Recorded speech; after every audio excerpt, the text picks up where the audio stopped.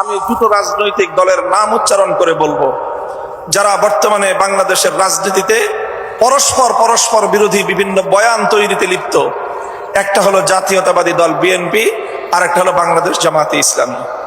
তারা পরস্পর একে অন্যের বিরুদ্ধে রাজনৈতিক বয়ান তৈরি করছে, অথচ অতীতে এক সময়ে তারা ঐক্যবদ্ধভাবে অনেক লড়াই করেছে, ফ্যাসিবাদের বিরুদ্ধে যুদ্ধ করেছে, একসঙ্গে ফাঁসির কাষ্ঠে ফাঁসির রশিতে তারা ঝুলেছে, একসঙ্গে গলা দরাদরি করে কারাগারের অন্ধকার প্রকোষ্ঠগুলোতে তারা দিনের পর দিন নয় বছরের পর বছর দিন গুজরান করে চোখের পানিতে বুক ভাসিয়েছে।